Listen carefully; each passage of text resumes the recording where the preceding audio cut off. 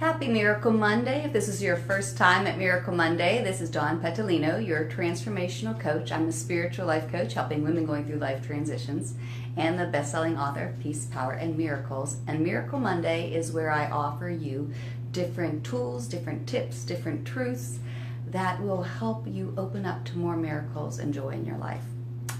And today's is about finding the gift in your circumstances. Now, this one isn't so much about looking for the good that's happening, though that's very powerful when we, go into that space of gratitude for what we can see that's good in our life. It's very powerful, and it does raise us up and open things up. However, what I'm talking about is when you're going through some really difficult circumstances where it just seems so dark that you just can't even imagine that there's going to be a light. And during those times, we have to adhere to the truth, like the Course of Love talks about. And I referenced two books, A Course in Miracles and The Course of Love. And if these resonate with you, you might want to look into them, as well as other spiritual truths of metaphysics. But the Course of Love reminds us that you must first acknowledge this experience as a human being. So what that means is don't deny it's happening. Acknowledge the feeling, the experience as a human being, and acknowledge it as a gift of the Creator. Now that part's a little more difficult because that part we really can't see yet. And that's why the second step, it says, is that you must remember. You must remember the experience is inherent from the Creator, that there is a gift inherent in this experience. And this is where we say, spiritual eyes see a way where human eyes do not. In our human eyes, in our human experience, we acknowledge what we're feeling, whether that's sadness, whether it's anger, whether that's despair, we acknowledge it.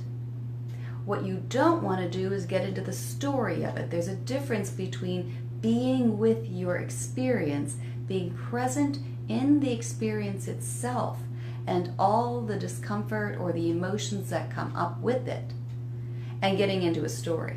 A story wants to judge it. A story wants to tell you this will never end, my life is awful, that there's no way this could work out. A story will want to jump to judgments and will want to jump to predictions. And it doesn't know. That's the thing. You don't know. That's why you would hold to the second truth, that there's a gift within the experience that is from the Creator itself. And that Creator created you, which means you are part of that creation, and that Creator is creating through you. Now, you did not create the Creator, so you are experiencing what is being created through you. And sometimes it looks like destruction. Sometimes it looks like things are just so dark that you can't even see. But that's where you have to remember that this is from an all-loving, all-good, unlimited, powerful Creator who loves you. Don't forget, this Creator loves and cares about you. And so what is happening in these circumstances is actually allowing something greater to be blossomed through you, in your life. Some way that we've been holding ourselves back, blocking our hearts, and this is offering us a passage of freedom. But in the midst of it, it can feel like a prison. I remember when I first moved down to South Carolina, and I talk about this in the book Peace, Power, and Miracles.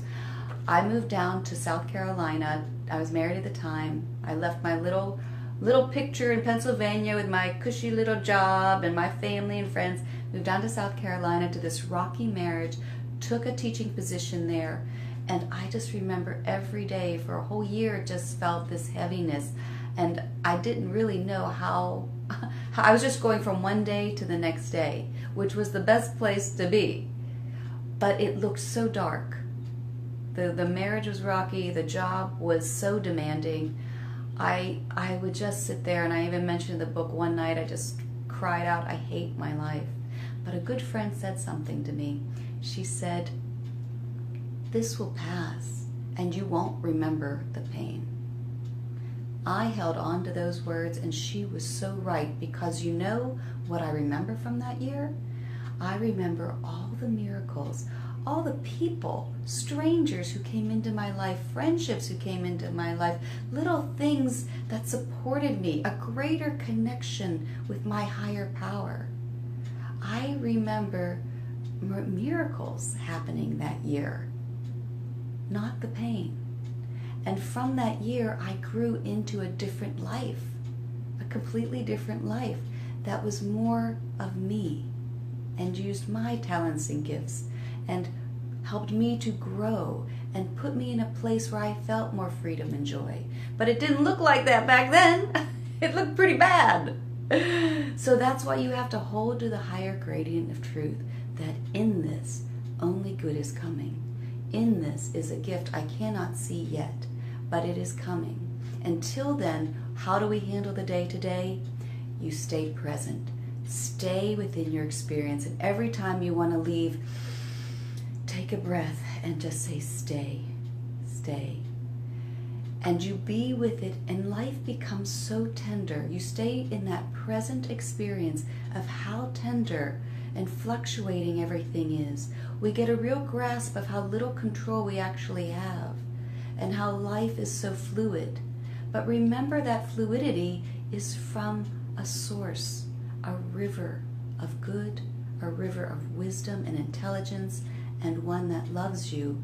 That's the river that is moving you. And so we accept as much as we can accept. And we try not to resist, but just be present with our experience while we acknowledge that human experience, while holding on to the truth that this experience is a relationship with me and the Creator, and is bringing a gift for me. And then we practice that patience. But at the end, you will be a stronger person. You will have a deeper faith, and you will have an unshakable, unwavering trust in that higher power within you and the good that it can bring in your life. Happy Miracle Monday. There's a meditation that will be below this that you can access to finding strength within your experience, in your circumstances, should you need to call upon that inner resource. I hope you found this helpful. If you like it, please share it. Let a friend know, and I look forward to seeing you next week. Bye for now.